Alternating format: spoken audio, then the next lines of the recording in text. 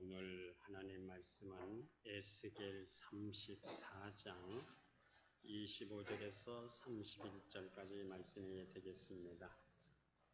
구약성경 1205면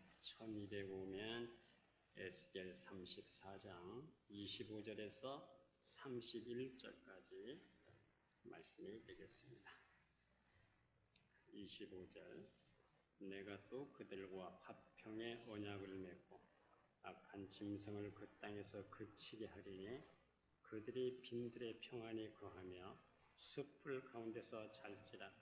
내가 그들에게 내 산 사방에 복을 내리며 때를 따라 소낙비를 내리되 복된 소낙비를 내리리라. 그리한즉 밭에 나무가 열매를 맺으며 땅에 그 소산을 내리니 그들이 그 땅에서 평안할지라.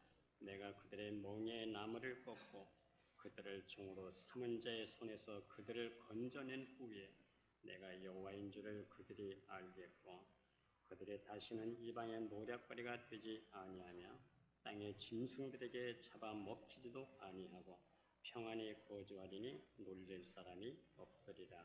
내가 그들을 위하여 파종할 좋은 땅을 일으키리니 그들이 다시는 그 땅에서 기근으로 멸망하지 아니할지며 다시는 여러 날의 수치를 받지 아니할지라. 그들의 내가 여호와 그들의 하나님이며 함께 있는 줄을 알고 그들 곧 이스라엘 족속의 내 백성인 줄 알리라. 주 여호와의 말씀이라. 내 양 곧 내 초장의 양 너희는 사람이요 나는 너희 하나님이라. 주 여호와의 말씀이니라. 안양에서 목회를 하셨던 백문영이라고 하는 목사님께서 이런 글을 쓰신 걸 봤습니다. 자기가 초등학교 때 한국 전쟁이 일어났다고 합니다. 공산당에 들어오자 아버지가 산속에 숨어 있었는데 같은 동네에 사는 여자가 밀고를 해서 인민군 5명의 자기와 가족들이 보는 앞에서 아버지를 총으로 쏴 죽였다고 합니다. 아버지가 돌아가시고 난 다음에 유엔군이 들어왔는데 이민군이 도망가면서 자기를 죽이려고 15명의 자기 집으로 몰려오는데 마땅히 숨을 곳이 없었어요. 그런데 뒤뜰에 보니까 항아리들이 놓여 있습니다. 그때 급한 김에 항아리 속으로 들어가 숨었습니다. 이민군들이 벽장이고 마르고 어디고 다 뒤졌는데 찾질 못하고 돌아갔습니다. 이분이 고등학교 때부터 태권도를 배웠답니다. 이분은 자기 아버지를 밀고 해서 죽게 만든 그 여자를 한 방에 때려 죽이기 위해서 태권도를 열심히 배웠습니다. 고등학교를 졸업하니까 어머니가 자기를 조용하게 불러요. 모녀나, 내가 그동안 너에게 한 번도 하지 않은 얘기가 있는데 오늘은 내가 그 얘기를 좀 하고 싶다. 내가 3살 때 높은 마루에서 굴러떨어져서 머리를 다쳐서 내가 너를 안고 20리를 걷고 뛰어서 어느 병원에 갔더니 의사가 내 눈을 여기저기 뒤집어 보더니 죽었습니다.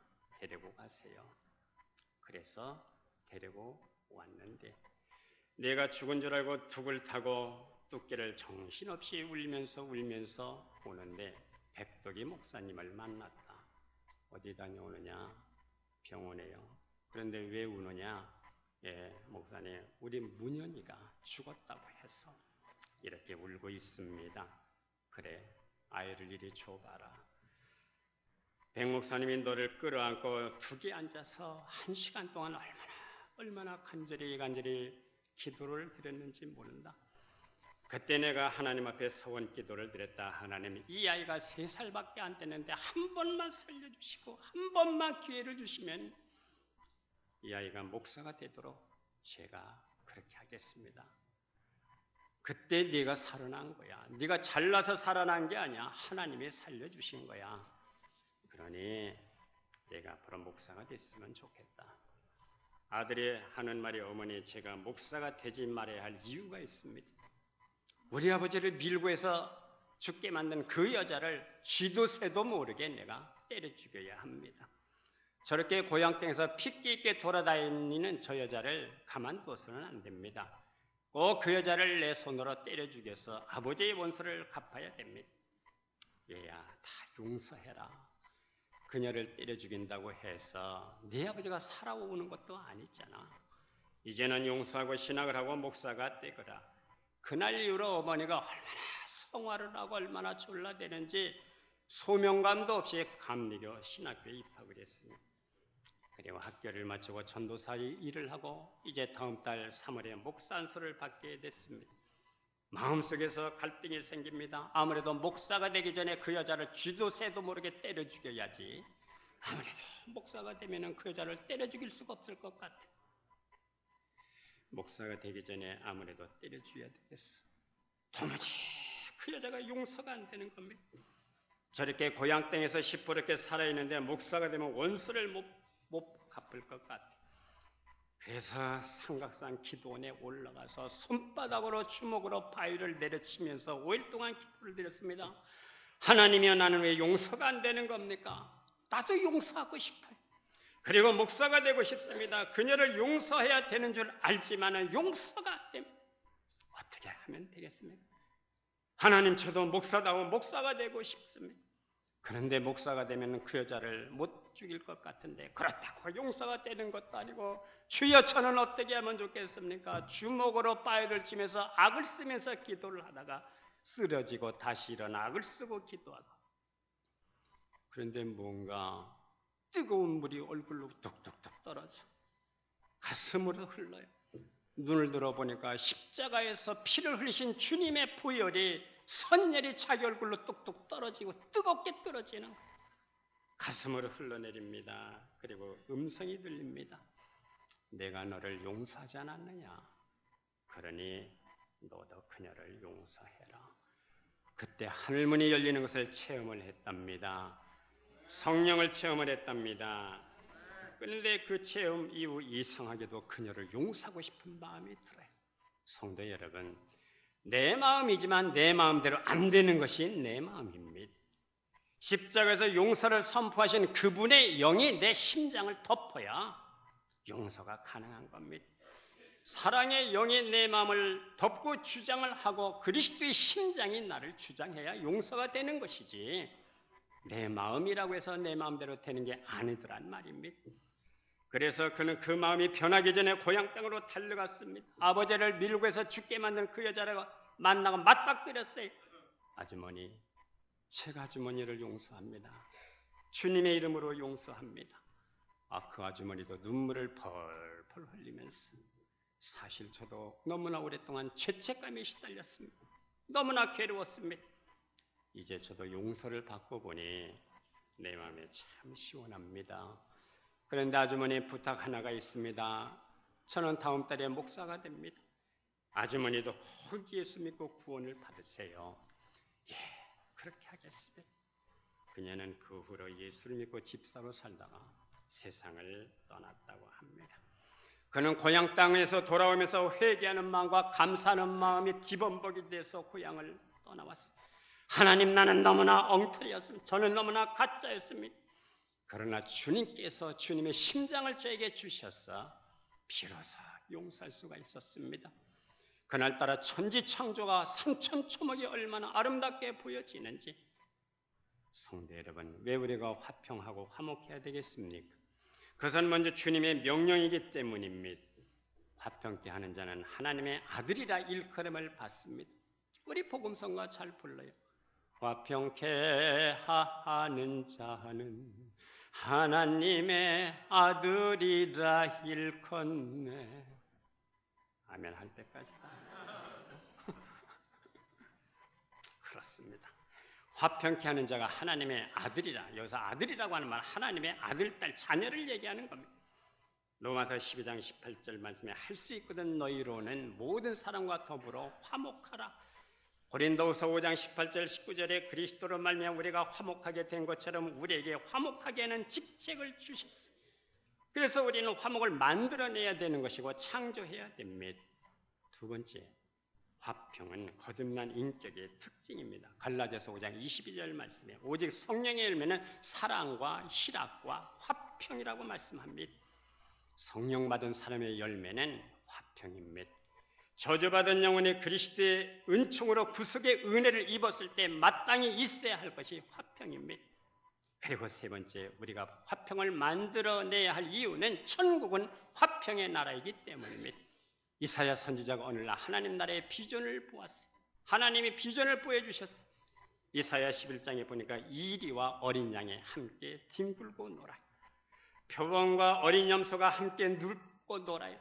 송아지와 어린 사자가 함께 있어 어린아이에게 끌려다닙니다. 젖먹이가 독사의 구멍에서 장난을 쳐요. 이렇듯 하나님의 나라는 화평이 넘치는 나라입니다. 그러면 누가 화평을 만들 수가 있겠습니까? 첫째는 낮은 마음을 가진 사람, 겸손한 사람입니다. 누구에게 화평을 한번 청해 본 일이 있습니까? 높은 자세로 화해를 청해서는 화해가 안 되는 겁니다. 예수님께서 왜 말 구해 오셨습니까? 그것보다 더 낮은 자리가 없기 때문입니다. 두 번째로 관용의 사람이 화평을 만들어낼 수가 있습니다. 관용이라고 하는 것은 강자가 베푸는 것이지 약자가 베풀 수가 없는 겁니다. 약자가 참는 것은 힘이 없어서 참을 수밖에 없어서 참는 것이지 관용이 아닙니다. 어른과 아이 중에 누가 관용을 베풀어야 되겠습니까? 큰 사람의 관용을 베푸는 거예요. 가끔 전화해서 집사님 제가 잘못했습니다. 그것으로 끝나야 되는 거예요. 그래 화평이 이루어지는 거예요. 집사님 제가 잘못했지만 사실 집사님도 잘못했잖아요. 이래가지고는 화평이 안 되는 겁니다. 그러면 우리는 누구와 먼저 화평해야 되겠습니까? 먼저는 하나님과 화평해야 됩니다. 우리가 욥기 22장 21절 말씀에 너는 하나님과 화목하고 평안하라. 그리하면 복이 내게 임하리라. 할렐루야. 복이 임하기를 원하십니까? 먼저 하나님과 화평해야 돼요. 예수 그리스도의 십자가를 통해서 하나님과 화평해야 됩니다. 우리가 로마서 5장 1절에 보면 그러므로 우리가 믿음으로 의롭다 하심을 얻었은즉 우리 주 예수 그리스도로 말미암아 화평을 누리자. 화평을 누릴 수 있기를 바랍니다. 믿음으로 의롭다 하심을 받았습니까? 하나님과 더불어 화평을 누리는 삶이 될 수 있기를 바랍니다. 하나님과 화평해야 천국에 들어갈 수가 있는 겁니다. 이 문제가 해결되지 않으면 인간은 영원히 그 어떤 것으로도 행복해질 수가 없는 겁니다. 우리 지난 금요 기도회 때도 찬송 많이 불렀어요. 주의 자비롭고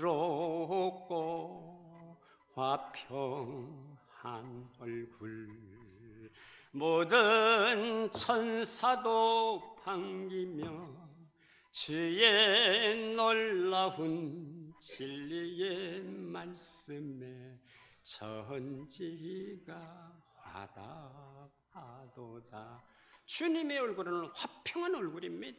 주님의 얼굴이 화평한 얼굴이기 때문에 인상 쓰고 예수 믿는 것은 잘못 믿는 거예요. 믿습니까? 우리 화평한 얼굴로 살아가실 수 있기를 주의 이름으로 축복합니다. 두 번째는 자신과도 화평해야 됩니다. 사람은 자신과 화평하지 못하면 절대로 이웃과 화평할 수가 없는 거예요. 1차적으로 자신과 화평해야 가정에서도 교회에서도 화평을 만들어낼 수가 있습니다.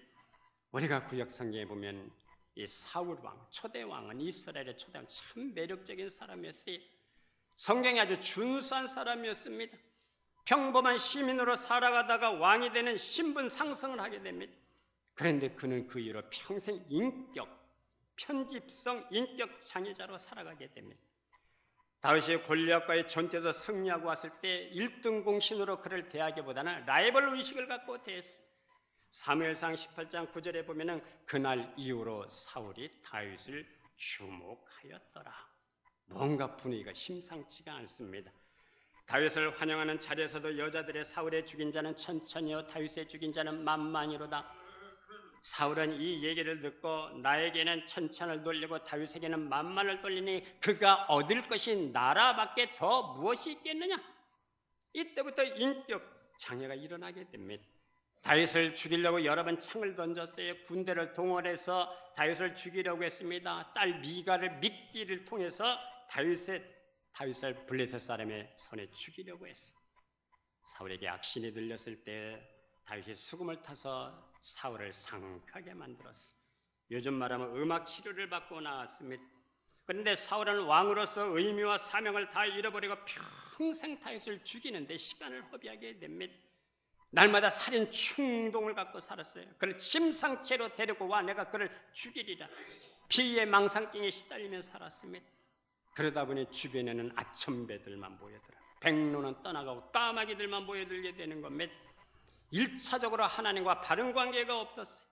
하나님을 찾아야 할 시간에 영매자를 찾았어요. 죽은 사무엘을 불러달라고 합니다. 사무엘이 나타나긴 나타났어요. 그런데 그것은 진짜 사무엘이 아닙니다. 사무엘의 탈을 쓴 마귀가 나타난 겁니다. 인간은 하나님과의 바른 관계가 없으면 자신과의 화평을 만들어낼 수가 없고 결국 이웃과의 관계도 화평이 있을 수 없습니다. 사울은 폼나게 출발했고 화려하게 출발했지만 하나님과의 화평, 자신과의 화평, 이웃과의 화평이 없어서 결국은 병든 마음, 병든 생각, 병든 삶을 살다가 결국은 길보아 전투에서 자기 칼에 엎드려져서 자기 살인으로 죽게 됩니다. 오늘 우리가 이 본문에 보면 내가 그들과 화평의 언약을 맺고라는 말씀이 나와요. 오늘 우리가 이 본문의 말씀은 이스라엘 백성들의 바벨론 포로 당시에 주신 말씀입니다. 이스라엘의 범죄로 말미암아 바벨론에 70년 동안을 포로 생활을 하게 됩니다. 유다 왕국은 바벨론 침략으로 느부갓네살에게 결정적으로 패하고 수많은 젊은이들과 귀족들이 바벨론으로 끌려갔습니다. 그 포로 생활을 하면서 숱한 질문과 의문의 꼬리를 물고 일어나요. 정말 하나님은 살아계시는 것일까? 계시다면 어디에 계시는 것일까? 정말 그분은 전능하신 분일까? 하나님이 살아계시다면 우리에게 왜 이런 어려움을 주시는 것일까? 하나님은 우리의 이 절망과 아픔과 상처와 눈물을 알고 계시는 것일까?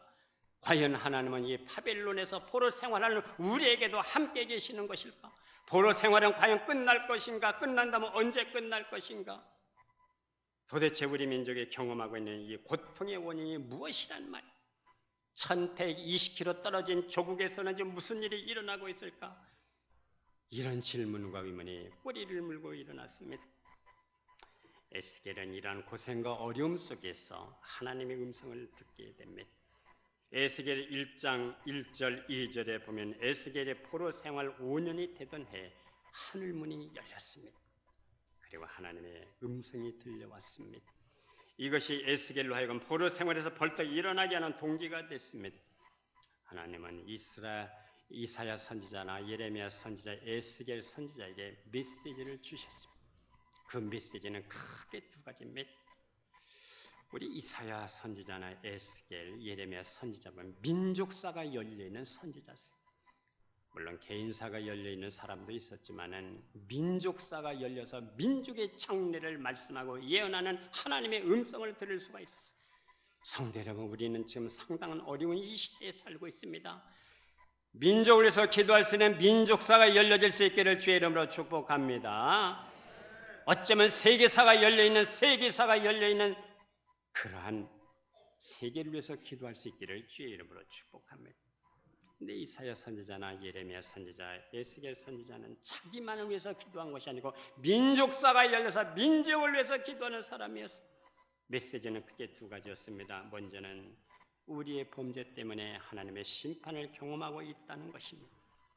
이사야 선지자는 1장에서 하나님을 멀리 떠난 백성들을 이렇게 한탄합니다. 소는 그 임자를 알고 나에게는 주인의 구의를 알건만은 이스라엘은 알지 못하고 나의 백성은 깨닫지 못하는도다. 슬프다. 범죄한 나라, 허물어진 백성, 행악의 종자, 행위가 부패한 자식이로다. 그들이 여호와를 버리며 거룩하신 이스라엘의 하나님을 만홀히 여기고 멀리 떠나갔도다. 소는 그 임자를 알아. 나에게는 주인의 구의를 알아. 그런데 이스라엘 백성들은 자기 자신의 주인의 하나님을 버리고 멀리 떠나갔다. 그래서 하나님의 심판을 경험했다는 것. 그들은 죄 때문에 경험하고 있는 이 고통스러운 현실을 해석하고 하나님 앞에 통회하면서 자복을 합니다. 그 모든 이 시련 속에서 가장 밑바닥으로 내려가 통회하고 자복할 때, 진실을 찾았을 때에 하나님은 화평의 언약을 주셨습니다. 저들의 자격에 있는 것도 아니고 의로운 것도 아니고 여건이 주어진 것도 아니고 구제불능의 사람들이었지만 그들의 회개하고 역사의 주인이신 하나님을 찾을 때에 화평의 언약을 세워서 내가 다시 너희를 회복시켜 주겠다. 너희의 풍요와 풍성을 내가 회복시켜주겠다 약속을 하셨어요. 하나님께서 화평의 언약을 맺을 때 첫째 저희들에게 복된 비를 주신다고 약속하셨습니다. 원래 26절 27절에 보면은 때를 따라 소낙비를 내리되 복된 소낙비를 내리리라. 그러한즉 밭의 나무가 열매를 맺으며 땅에 그 소산을 내리니 그들의 그 땅에서 평안할지라. 물은 동물이나 식물이나 사람이나 생존의 필수 조건입니다. 참 우리나라는 복된 나라예요. 어디를 봐도 물이 나와요. 그러나 이스라엘은 지하수를 발견하지 못하면 물을 얻을 수가 없습니다. 더욱이 이스라엘은 1년 동안 강우량이 얼마 되지도 않습니다. 우기에 비가 내리지 않는다면 모든 농사가 실패할 수밖에 없어요. 때를 따라 하나님이 비를 주신다는 것은 하나님의 은혜이고 축복입니다. 특별히 오늘 본문에 보면 메마른 땅에 복된 장마비를 주신다는 것은 풍성한 하나님의 은혜를 말씀하고 있는 것입니다. 성도 여러분, 메마른 우리 심령 외에도 은혜의 단비가 부어지기를 주의 이름으로 축복합니다. 우리가 세상살이 속에서 컬컬하고 답답한 일이 종종 있는데 이 컬컬하고 답답한 심령의 하늘문이 열리게 하시고 풍성한 은혜가 임할 수 있기를 주의 이름으로 축복합니다. 하나님의 능력으로 굳어졌던 심령들이 부드러운 심령들이 되고 우리 영혼이 다시 소생하는 역사가 일어날 수 있기를 기원합니다. 제 아내가 가끔 좀 며칠간 좀 외부로 가면서 저한테 꼭 부탁을 해요. 두 가지를 늘 부탁해. 하나는 쓰레기 제때 치우세요. 그러면 그렇지 않으면 벌레가 생기니까요. 그 다음에 또 하나는 화초에 물을 좀 꼭 주세요. 그냥 건성으로 그렇지 뭐 건성으로 쓰레기를 치웠을까 안 치웠을까? 치웠다면 내 말은 안 하지. 화초에 물을 줬을까 안 줬을까? 에? 안 줘요. 나도 모르게 안 주게 되더라고. 생각이 안 나는 걸 어떡하느냐고. 보이지가 않아. 아내가 돌아올 때쯤에서 아차 하고 우리 아내 전화가 옵니다. 전화가 와 이제 도착했으니까 30분 이내에 집에 도착. 그러면 그때 막 물을 줘. 그때 쓰레기 치워. 그래 내가 꼭 물어봐요. 언제 몇 시쯤 도착할 건데 왜? 그걸 왜 물어보느냐? 아슬아슬하게 치우려고. 우리 심령 위에도 하나님의 은혜 단비가 부어질 수 있기를 축복합니다. 우리 찬송가 잘 부르죠. 빈들의 마른 불같이 시들은 나의 영혼 주님의 약속한 성령 간절히 기다리네.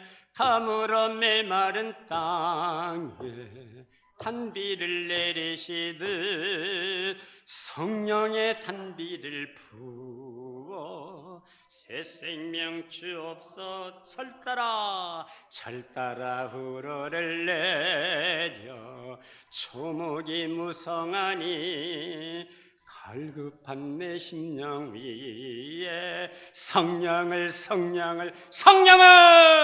부으소서. 가물어 메마른 땅에 단비를 내리시듯 성령의 단비를 부어 새 생명 주옵소서. 아멘이 시원치가 않아. 성령의 단비를 부어 새 생명 주옵소서. 할렐루야. 제가 오늘 기도원을 갔는데 다 은혜가 안 돼. 다른 사람들은 다 은혜 받았다고 하는데 나는 은혜가 안 되더라고. 그래서 한 3일째 되니까요. 은근히 화가 나는 거예요. 이제 줘도 안 받아. 은혜 줘도 안 받아. 그런 마음이 들어요. 근데 내가 왜 은혜가 안 될까? 다른 사람들은 다 은혜가 된다는데 제가 그다 깨닫게 해주시는 은혜가 있어. 갈망하는 마음이 없어. 은혜를 사모하고 은혜를 갈망하는 마음은 하나님이 주신 은혜 첫 단추인 것을 믿으시기를 바라요. 갈망하는 마음에 단비가 내려지는 거예요. 사모하는 마음에 하나님이 하늘의 문을 열어주시는 것을 믿으시기를 바랍니다. 그러나 내가 왜 얘기를 했어요? 주여 저에게 갈망하는 마음을 주시고 갈증나는 심령을 주셔서 이 황폐하고 메마른 심령에 성령의 단비가 내려오게 하시옵소서. 그날 저녁에 은혜가 쏟아지는지. 그래서 하나님은 은혜를 주실 때 첫 번째 분이 갈망하는 마음을 주시고 사모하는 마음을 주셔. 그 심령의 은혜 단비가 쏟아지는 것을 믿으시기를 바랍니다. 갈망의 하늘문이 열리게 되는 겁니다. 성령의 단비를 맞이해 하늘의 것이나 땅의 것이나 풀어지는 역사가 일어나게 되는 겁니다. 그리고 은과 금은 없지만은 나사렛 예수 이름으로 걷기도 하고 뛰기도 하는 역사가 일어나게 되는 것을 믿으시기를 바라요.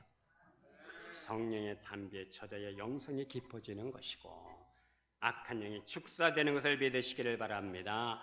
오늘 시간 우리가 하나님 앞에 정말 갈망하는 마음으로 성령이 우리를 강타하셔서 그리스도의 심장을 파다내는 그런 역사가 일어날 수 있기를 기원합니다. 이제 두 번째, 하나님께서 화평의 언약을 맺을 때 하나님의 백성이 된다고 하셨습니다. 오늘 31절 보니까 내 양 곧 내 초장의 양 너희는 사람이여 나는 너희 하나님이라 주 여호와의 말씀이니라. 하나님은 하나님의 백성을 내 초장의 양이라고 하셨어요. 내 초장의 양. 하나님이 목자가 되어주십니다.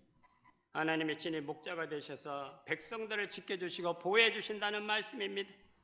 양들의 목자만 의지하듯이 오늘 하나님의 백성들은 하나님만 의지할 수 있기를 주의 이름으로 축복합니다.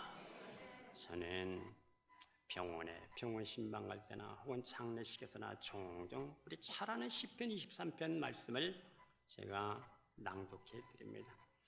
여호와는 나의 목자시니 내게 부족함이 없으리로다.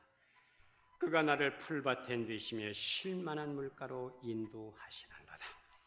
내 영혼을 소생시키시고 자기 이름을 위하여 의의 길로 인도하시는도다. 내 평생의 선하심과 인자심이 반드시 나를 따르리니 내가 여호와의 집에 영원히 살리로다. 거하리로다. 얼마 전에 임종만 장로님이 돌아가셨을 때 미국에서 오셨어요. 오신 이유는 내가 얼마 못 살 것 같은데 고향 땅에 묻히고 싶다. 고향 땅에 묻히고 싶어서 미국에서 연금 다 포기하고 오셨다고 그래요. 그리고 서너 달 이제 생존하시다가 가셨어요. 그때 제가 이런 말을 했습니다. 내 평생의 선하심과 인자심이 반드시 분명하고 꼭 따르리는 내가 여호와의 집에 영원히 살리로다. 이제 이 고향 땅에 오셔서 묻히시게 됐는데 이제는 영원한 우리의 본향 여호와의 집에 영원히 사시게 되겠습니다. 아멘을 안 하셔. 이런 때는 아멘 해야 되는 건데. 그렇습니다. 우리 성도의 삶 속에 주님의 선하심과 인자심이 반드시 우리를 인도하시기를 주의 이름으로 축복합니다.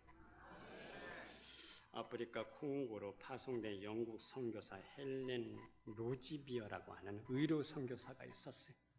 이분이 주로 하시는 일은 여성으로서 분만실에서 산모를 돕고 있었습니다. 그런데 어느 날 이 산모가 미숙아하고 2살 난 딸을 남겨놓고 그냥 세상을 떠났어요. 이 콩고는 적도 부근이지만은 밤에는 강풍이 좀 세게 몰아쳐서 보온 물주머니가 아이들에게 꼭 필요하다는 겁니다. 그런데 더운 물을 담다가 그녀가 마지막 가지고 있는 이 보온 물주머니가 터졌습니다. 그 다음 날 로즈비에는 고아원 아이들과 함께 기도를 드렸습니다. 하나님, 갓난아이와 2살 난 이 누이에게 물주머니가 필요합니다.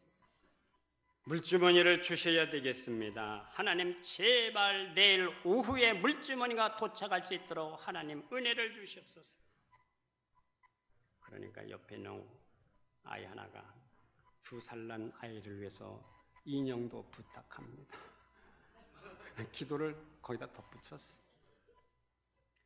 하나님이 이 기도를 들어주실 수 있는 유일한 비결은 지금까지 4년 동안 한 번도 소포가 도착하지 않았는데 내일 소포가 도착하는 길 외에는 물주머니가 구할 길이 없는 거예요. 어느 누가 적도에 살고 있는 사람에게 본 물주머니가 필요하다고 생각이나 했겠습니까? 그런데 그 다음날 반나절이 지나자마자 큰 소포가 하나 도착했어요. 4년 동안 한 번도 오지 않던 소포가 도착했습니다. 정말 울렁거리는 마음을 갖고 소포를 열어봤습니다. 정말로 물주머니가 들어있을까? 그녀의 손에 잡히는 것이 있어 물컹하고 잡히는 것이 뭐였겠습니까? 고무로 된 복은 물주머니였습니다. 아이들이 환호성이 터졌습니다. 커봐요. 하나님이 주신다고 내가 말씀했잖아요. 하나님이 인형도 아마 틀림없이 주신다고 그랬으니 주실 거예요. 아마 한번 보세요. 진짜 밑바닥에 인형이 들어있는 거예요. 그 당시에 소포가 도착하려면 영국에서 콩까지 5개월이 걸렸대요. 5개월이. 그런데 고국에서 섬겼던 주일학교 학생들과 선생님들의 기도를 하다가 본 물주머니를 보내라는 성령의 감동을 5개월 전에 받았다는 거예요. 하나님은 5개월 후에 일어난 일도 정확히 아시고 오늘도 우리에게 응답해 주시는 하나님이신 것을 믿으시기를 바랍니다. 내 평생의 선하심과 인자심이 반드시 우리를 따르리니 내가 여호와의 집에 영원히 살리로다.